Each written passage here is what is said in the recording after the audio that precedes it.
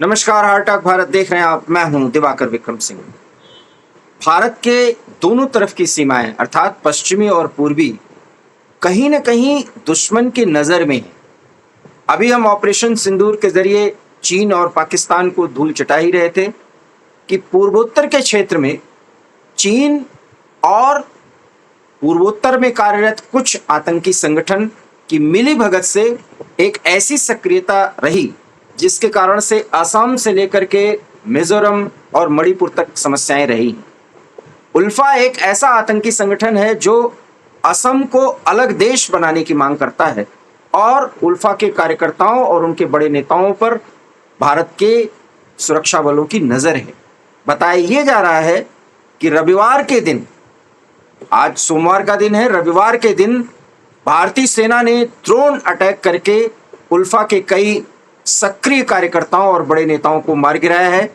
ये बात रविवार को सोशल मीडिया के जरिए पूरे देश में और दुनिया में पता चली, लेकिन भारतीय सेना साफ इनकार कर रही कि उसने ऐसा कुछ किया है, जबकि उल्फा ने बाकायदा इस पर एक विज्ञप्ति जारी की है अपने लेटर पैड पर और यह बताया है कि भारतीय सेना ने एक आक्रामक कार्रवाई करके उनके कई नेताओं और सक्रिय कार्यकर्ताओं को मार गिराया है। और ये जहां पे कार्रवाई हुई है वो म्यांमार सीमा के अंदर आती है, वो डेंस फॉरेस्ट से घिरे हुए स्थान में, एक ऐसे सुरक्षित स्थान पर उनका अपना पूरा ताना बाना बुना गया था और वहां पर वो शिविरों में रह रहे थे। उसको भारतीय सेना ने ड्रोन अटैक करके नेस्तनाबूद कर दिया। कितना सच है इन सारी जानकारियों में और इस सच्चाई की परख कैसे की जा सकती है आर्मी के दृष्टिकोण से, इस पर कर्नल वीरेंद्र शाही सर हमारे साथ जुड़े हुए हैं। वो बताएंगे कि वास्तव में क्या कुछ हुआ है। Over to you sir. धन्यवाद दिवाकर जी। मैं जिस बात पर भारतीय सेना ने या सरकार ने चुप्पी साधी है उसको ना तो कंट्राडिक्ट करूंगा और ना वो विषय जिस पर वो शायद फिलहाल चुप रखना चाहते हैं मैं कुछ खुलासा करना चाहूंगा। पर ये बात समझने वाली है और जिस रूप से समझने वाली है उसको मैं समझाता हूँ।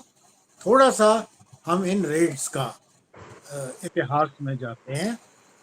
जब हमने उड़ी के बाद सर्जिकल स्ट्राइक किया था तो बहुत से लोगों ने कहा कि जी ये तो हम पहले भी करते आए हैं।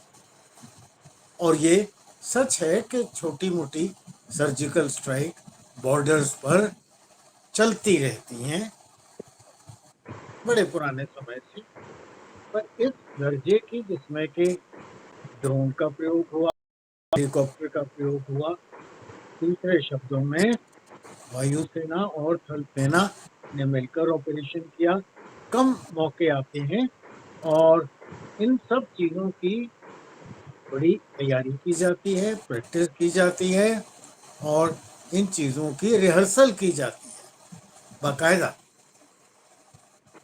मैं याद यहाँ दिलाना चाहूंगा कि जो हमने सियाचिन पर अटैक किया था उसकी तैयारी कुछ वर्षों पहले से शुरू हो गई थी। 8 जैकलाई जिन ट्रुप्स ने उसमें भाग लिया, मैं उनका कमांडिंग ऑफिसर रह चुका हूँ। इनकी पहली ट्रेनिंग पहलगाम नहीं, उससे पहले इनकी ट्रेनिंग गुलमर्ग में, उसके पहले चौकी बल में हुई।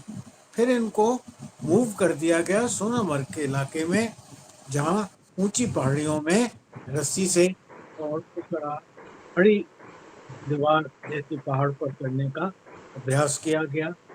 उसके बाद एक हैदराबाद ग्लेशियर है, उसमें एक ऐसी जगह ढूंढी जो कि सियाचिन के साथ हाइट और दुर्गम पहाड़ी मैच करती थी, एक जैसी थी, वहां अभ्यास किया। तो फाइनली ये ऑपरेशन लॉन्च किया गया जिसमें कई ऑल्टरनेटिव थे हमारे पास। एक ऑल्टरनेटिव स्कीइंग का भी था। मैं एक ट्रेंड स्की ऊपर हूँ।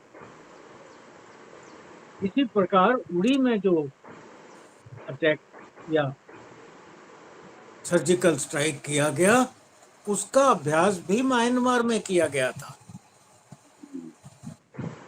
अगर हम अपना इतिहास में ध्यान खींचे ले जाएं कि ये पहली बार नहीं है कि हमने म्यांमार की सीमा पार करके और अंदर बने टेरर कैंप्स को अटैक किया है। इसका भी अभ्यास एक फुल ड्रेस रिहर्सल के तौर पर म्यांमार में किया गया था और शायद म्यांमार की सरकार की सहमति से था। अगर ऐसी ही कुछ सहमति से अब किया गया है, जिसको ना म्यांमार बताना चाहेगा, obviously because of their China links, उस बात पर हम भी शायद ज्यादा कुछ बोलना नहीं चाहेंगे। पर ऐसी संभावना है कि ऐसा अंतर्राष्ट्रीय रिश्तों में किया जा सकता है, शायद किया गया हो।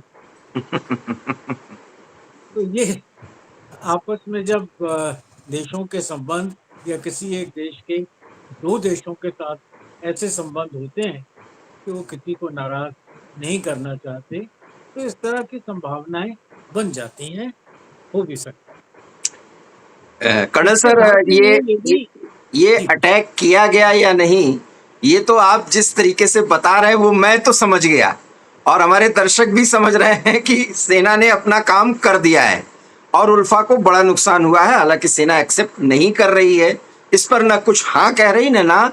और आप चूंकि एक सेना के जिम्मेदार अधिकारी रहे हैं और आपका भी जो अंदाज है वो बता रहा है कि क्या कुछ हुआ है। बहरहाल, जो कुछ भी हुआ हो, मैं आपसे बिल्कुल जी क्लियर नहीं पूछ रहा हूं। ये ड्रोन अटैक था, ड्रोन अटैक का जमाना आ गया। हम लोग बराबर बात कर रहे हैं, पिछले 22 अप्रैल के बाद से तो बात कर ही रहे हैं सर, और खास करके 6 मई के बाद से ड्रोन अटैक करके नेस्तनाबूद किया गया, और बहुत ही प्रिसाइज अटैक था ये। जी, हमारे अटैक वैसे भारतीय सेना के प्रिसाइज ही रहते हैं, वो ड्रोन से हो या ब्रह्मोस से हो। तो ये प्रिसाइज तो होना ही चाहिए, क्योंकि कोलेटरल डैमेजेस हमारी पॉलिसी में नहीं है, हम अपने देश में भी नहीं करते हैं। अब मैं आपको ड्रोन वाले सब्जेक्ट पर कुछ खुलासा करूंगा कि ड्रोन अटैक का समय तो बिल्कुल आ गया है, संसार में जगह जगह यूज हो रहे हैं, और भारतीय सेना एक अग्रिम सेना है।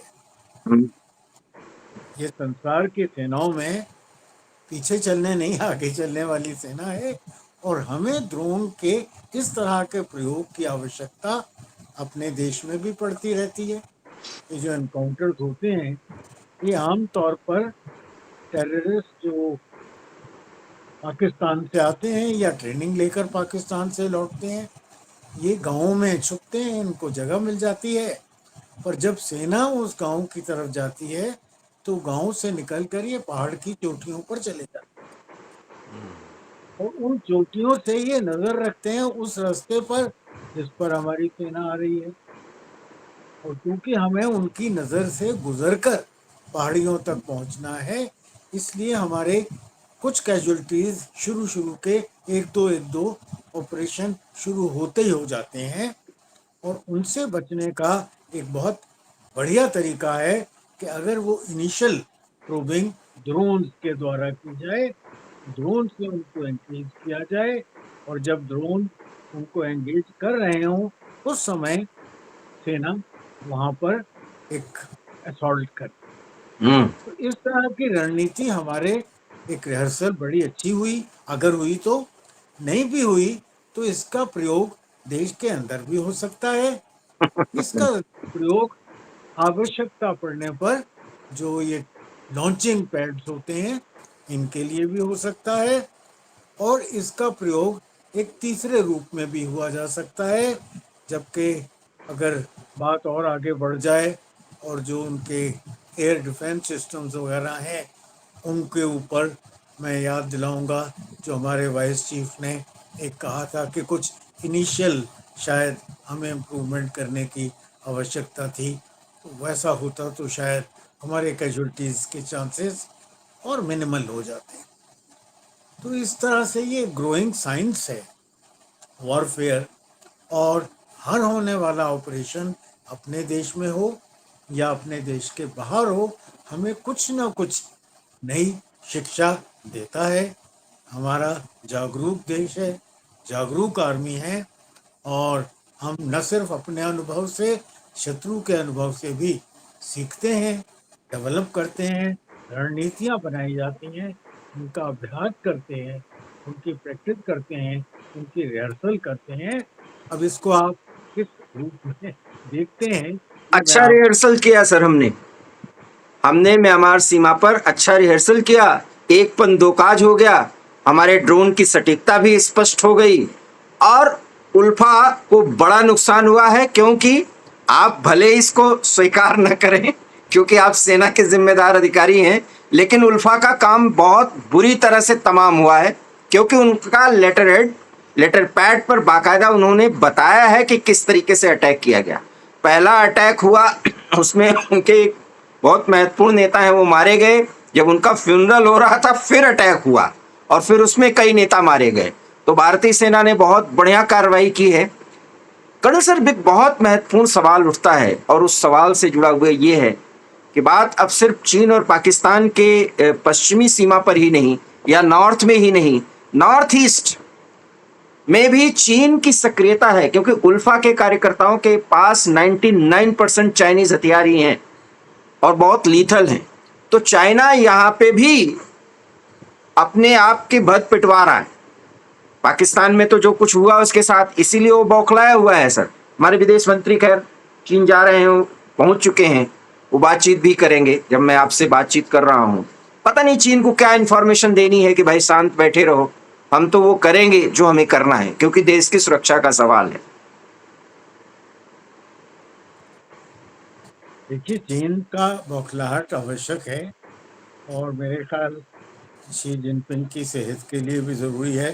डिप्रेशन था, तो शायद अब ब्लड प्रेशर इसके बाद कुछ नॉर्मलसी की तरफ उठ गया हो। सर आसिम मुनीर साहब भी बहुत बदले बदले से नजर आ रहे हैं, क्योंकि उन्होंने ही कुछ प्रेस किया। उनके मुखपत्र हम कह लें या मुखौटा कह लें, शहबाज शरीफ साहब कह रहे हैं कि हमारा तो परमाणु कार्यक्रम शांतिपूर्ण उद्देश्यों के लिए है, वो कोई अटैक करने वाला कोई इरादा ही नहीं था। जब ऑपरेशन सिंदूर में हमने बर्बाद कर दिया उनको 7 से लेकर के 10 के बीच में, अदरवाइज वो तो परमाणु अटैक करने वाले थे, ये जानकारी आ चुकी है। लेकिन वो अब ये कह रहे हैं कि ऐसा कुछ नहीं था, वो शांतिपूर्ण कार्यों के लिए है। मायने और मतलब सर। देखिए, ईरान ने कब कहा कि वो एटम बम हाँ बना रहे हैं? जी। ये तो यही कहते हैं कि हमारा शांतिपूर्ण प्रोग्राम है, जो हम जारी जारी रखेंगे, आवश्यकता पड़ने पर बना सकते हैं। तो ये कोई दाल रोटी तो है नहीं कि जब गेस्ट आ जाएं तो उनको बिठाकर आप शरबत पिलाइए और दाल रोटी बन जाएगी। इसके लिए कुछ सालों का प्रयास चाहिए होता है। तो ये रणनीतिक सब जानते हैं, देश के और विदेशों के, इन पर सबकी नज़र है। पर उनका ऐसा कहना ठीक है, शायद वो भूल गए कितनी बार उन्होंने हमारे ऊपर न्यूक्लियर अटैक करने की, वो 1 किलो के और आधे किलो के, और किस किस रूप में एक एक पाव उन्होंने के भी बनाए थे सर। हाँ, गीदड़ भड़कियाँ दी थी। शायद आसिम मुनीर को वो इतिहास भूला गया है, या शायद भूल जाना चाहते हैं। तो अगर उनका शांति प्रिय है तो रहे। लेकिन हमने सर तो कभी नहीं कहा कि लगता है तो या यही नहीं। है कि नूर खान एयरबेस या सरगोधा में जो कुछ भारतीय सेना ने 23 मिनट में किया, कुल कैलकुलेशन 23 मिनट का है। उसके बाद अमेरिका ने तो अपने हथियार हटा लिए। पाकिस्तान के पास अब न्यूक्लियर हथियार है ही नहीं, वो तो सब अमेरिका के थे। इसलिए भी शांतिपूर्ण वाली बात जो है वो ज्यादा आगे बढ़ाई जा रही है। न्यूक्लियर हथियार अगर पाकिस्तान के पास होंगे हम्म, तो शायद उनके लिए ज़्यादा खराब है, हाँ। क्योंकि उसके जो सिलसिला चल रहा है दहशत गर्दों का, और जिस तरह से ये जो अनलॉफुल एलिमेंट्स हैं ये वहाँ पर ताकत पाते जा रहे हैं, और ये तंजीमें इतनी तगड़ी होती जा रही हैं। उधर से अफ़गानिस्तान का प्रेशर है, उधर से तालिबान का प्रेशर है, और इन सब हालात में पाकिस्तान यानी कि is not a safe place to own and preserve and protect nuclear assets. बहुत बहुत धन्यवाद कर्नल सर, आपने जो संक्षेप में बताया और जो इनडायरेक्ट तरीके से बताया वो ये है कि बहुत अच्छा प्रयोग किया है भारतीय सेना ने। भारतीय सेना अब स्वीकार नहीं करेगी क्योंकि वो काम कर देने के बाद शांत होकर बैठ जाती है। वैसे भी ये सावन का समय है और हमारे वीर जवान और उनके अधिकारी रणनीतिकार वैसे ही मस्ती में भगवान शिव की आराधना में संलीन हो गए हैं, जैसे जिस अंदाज में कर्नल सर सब कुछ बता रहे हैं। बताने का मतलब समझिए, हमने जो करना था वो कर दिया, न हम स्वीकार कर रहे हैं और हम न ही नकार रहे हैं। कोई सवाल हो तो कर्नल सर से जरूर पूछिए, लेकिन उन्होंने बात बात में ही बहुत कुछ बता दिया। म्यांमार सीमा पर उल्फा जो भारत का विरोधी रहा है, एक अलग देश बनाने की बात करता है, हमने गहरी चोट पहुंचाई है। बहुत बहुत धन्यवाद सर, नमस्कार। धन्यवाद, नमस्ते।